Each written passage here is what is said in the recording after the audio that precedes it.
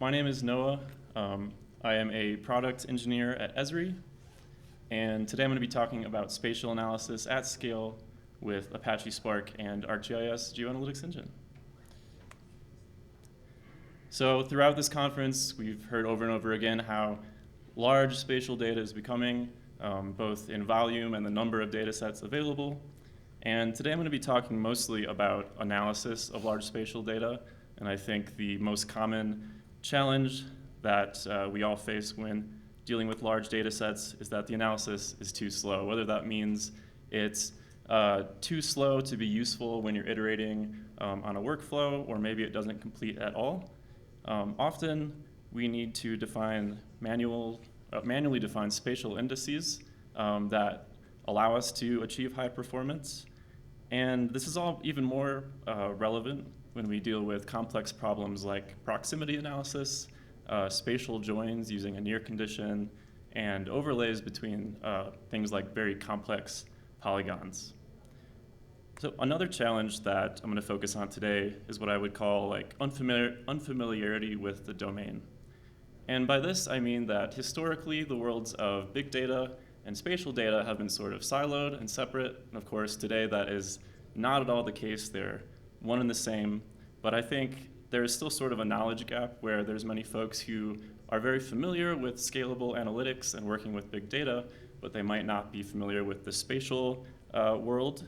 And in contrast, there might be people who are familiar with spatial but now need to scale up their analysis because they have larger data sets. So what we need is scalable spatial analytics that you can increase the performance and capacity of by adding more compute. And we also need a low barrier of entry for those people I just mentioned who may be new to spatial or may be new to big data. So a common solution for the scalable analytics part is, of course, Apache Spark. If you're not familiar with Apache Spark, it's an open source analytics engine for large-scale data processing. And the way that it solves this problem is by using a cluster of machines and handling the work of chunking up data and distributing it across the cluster of machines, and then bringing that data back together into a result. And so you can scale out the number of machines in your Spark cluster to meet the needs of your use case, which makes it scalable. The analysis, or I guess compute, is often driven through a Python or Scala notebook, but it could be scripted as well. And that means that the distribution part of this is all abstracted and hidden from you, which is sort of the magic of Spark. Spark is available as a managed service in every cloud provider, so it's very easy to get started by deploying a Spark cluster in the cloud. And all of this is great, but of course, Apache Spark does not have spatial functions. It doesn't have a spatial type, and that's where we come in. ArcGIS GeoAnalytics Engine, which is what I work on at Esri, is a spatial plugin that extends Apache Spark with all of the geospatial capabilities you would want. So there are other spatial plugins for Apache Spark out there like Sedona, and I know Whereabouts and Cardo have built upon Sedona for their own managed offerings. I'm just going to focus on what GeoAnalytics Engine has to offer today, and then focus on some sort of high-level ideas that I think are useful to anyone in this space. So like I said, GeoAnalytics Engine extends Apache Spark. It does this with a collection of spatial analysis tools and functions. And it also includes spatial data sources for reading and writing Cloud Native's geospatial data. It's all driven through one of our APIs, whether that be Python, Scala, or SQL. You can choose the language you prefer, but the underlying compute's all going to be the same. And this notebook that's scrolling past you very quickly is a Python code that's using GeoAnalytics Engine, and you'll see some maps in there, which are an example of the lightweight plotting API that is also included with the library. So analytics are the core of what GeoAnalytics Engine does. Of course, it can do basic things like create and manipulate geometries, your bread and butter GIS operations like overlays and spatial joins. But some other features include the ability to batch geocode at scale, the ability to do network analysis, for example, finding travel time, isochrones, or creating routes. And then we also have a lot of tools that deal with spatial pattern analysis, for example, detecting hotspots, doing spatial or spatiotemporal clustering. And then finally, I'll point out that a lot of our tools and functions are specifically intended to work with what I call track data, and that's point locations of objects moving over time that you can tie together using a common identifier. So whether this is ships or people or vehicles, it's useful to be able to treat those time series of points as a specific data type and run analysis on it. And then, of course, we have spatial data sources, like I mentioned. We have a GeoParquet reader and writer that's current with the latest spec, along with some other more GIS-y things like file geodatabase and shapefile. You'll notice that these are all very vector data focused, and that's because we support analysis on vector data only right now, but we are developing support for raster. So I've talked about the scalable spatial analytics part, right? We have something that can scale to meet the needs of our large data sets. We have spatial, but it's not very useful if it's not usable, and that's why I next want to focus on how we can make things easier, like I said, for those who are new to geospatial and may be familiar with big data, or people who are new to big data and Spark but are very familiar with spatial. So there's 3 ideas that I'd like to highlight that are features of GeoAnalytics Engine but could be applied to any tech that you're working with. So the first is spatial reference management. So I think it's a very annoying and unglamorous question, but an important one to say which projection should I use for my analysis. If you said Web Mercator, that is the wrong answer. And ideally, we want to create a spatial reference for our specific use case that preserves properties that we care about. For example, when you project from a geographic coordinate system, often there's distortion in things like distances, angles, and shapes, but we can choose a projection that minimizes these distortions for some of these properties. So in GeoAnalytics Engine, we've made this easy for people who may be new to spatial by creating a tool called Create Optimal SR, which will look at the extent of your data in a data frame. It'll look at the location of it, and it'll use that to choose a geographic coordinate system. It then takes a property that you specify. In this case, I've specified equidistant meridians, which means it's going to preserve distances as measured along the meridians. And it's actually going to create a custom projection that fits all of these criteria. So I can then transform geometries to this optimal SR and run with my analysis. Of course, if you have a known spatial reference or transformation you want to use, you can query for them in the catalogs of those that we have in GeoAnalytics Engine.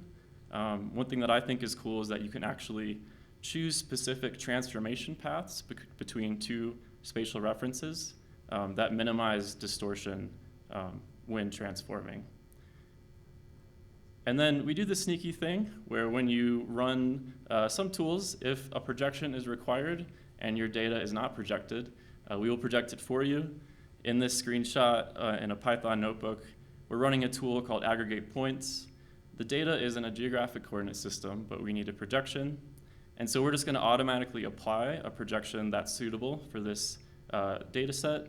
And then, as you can see, we get a warning in the Python notebook just so that you know what happened and know why your result is in meters instead of degrees. So for the next idea, I wanted to shift to something that may be useful for people who are familiar with spatial, but maybe aren't familiar with distributed spatial analytics. And this is what we call automatic spatial indexing. And it means that a spatial index is going to be generated for your data on the fly when you run analysis. This is an example of quad tree binning, which means we're basically using this index to chunk up the data to make sure that no chunk of data has way more features than another chunk, so that when we distribute this across our Spark cluster, it's going to be very performant. But the specific index that you should use really depends on which operation you're doing and the size of your data set. And if you're doing a spatial join, it depends on the size of the data on each side of the join. So in this chart, we have a performance comparison of joining of two very imbalanced data sets. We have billions of points, but only a few thousand polygons. And actually, Quadtree is not as performant in this case as a traditional broadcast join. And so with automatic spatial indexing, if you're not familiar with distributed analytics, you don't really need to know how this works. You just need to know how a spatial join works. And we will choose the most performant path for you when you run analysis. And in our internal benchmarking, the cost of generating the index and choosing it is minimal compared to the performance gains of doing this versus messing up and trying to fine-tune and iterate on a spatial index that you just define yourself. So the last point I wanted to touch on was that all our functions are Spark native. Some of you may have been thinking, okay, we have this Spark cluster with all of these nodes. Why would I not just write Python code or Java code or use my favorite spatial library and have that run on each node in my Spark cluster? You could do that with UDFs, but using Spark native functions is simply a lot faster.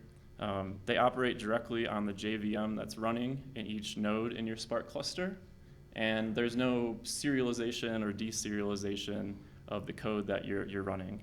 So it's all very native, but really the most important part of this is that it's going to use optimizations that come with Spark, that the people who work on Apache Spark, which is a giant open source community, have worked really hard on, and we want to take advantage of that. So one example is using spatial queries in the optimizations that Spark is going to do when sort of planning out how it's going to run your analysis. So for example, if you have a spatial join or a spatial filter in your query, it will push that query down to the data source so that it's only going to use the data that it needs based on that spatial criteria. So this is logic that we've augmented Apache Spark with, and it's pretty powerful in terms of scalability because it sort of eliminates some of the problems that you would otherwise have with data I/O that would not consider the spatial criteria that you're working with. So those are the 3 ideas I wanted to touch on, and there's a lot more information on GeoAnalytics Engine online if you're interested. Also happy to answer any questions. I would especially recommend, if you're interested in the join, the little old but the article from 2019 that our team wrote for ACM. So. Thank you. Thank you. Sorry I'm late. I was No downstairs. problem. I used to work at Esri, so that was, Nice. I recognized the slide template. Great. So next up, do you guys have questions for Noah? There must be questions. No? Yay. Hold on. Let me get you the microphone. This is in the weeds, but your on-the-fly spatial projection, can you reuse that? Does that always, that seems to me like it might be a little problematic if you've got changing data sources. And anyway, I'm just curious on your thoughts of like, how on the fly is it versus, reusable? Great question. So when you run that create optimal SR tool, it's going to return a spatial reference object, which is basically proj.json. So you could pass that through to our transformation function to continue using that exact same spatial reference, or you could use it in something like GeoParquet, which supports proj.json as well. So it is persistable, even though it is custom.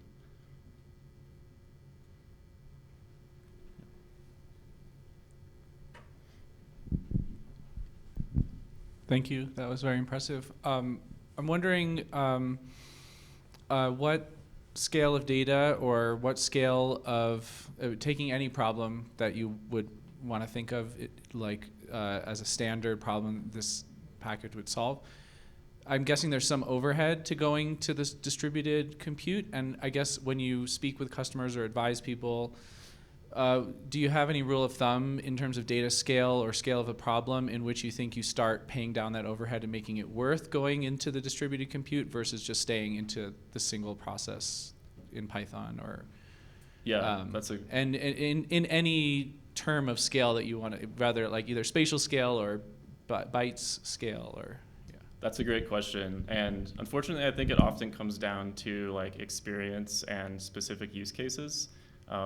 Just because, like I said, the operation you're doing matters in addition to the size of the data.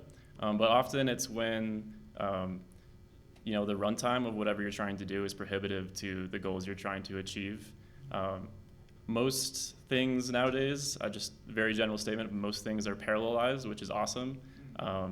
But I think when you run into the limits of the hardware you have on a single machine, whether it's virtual or real, that's when I think the overhead of moving to a distributed environment makes a lot of sense.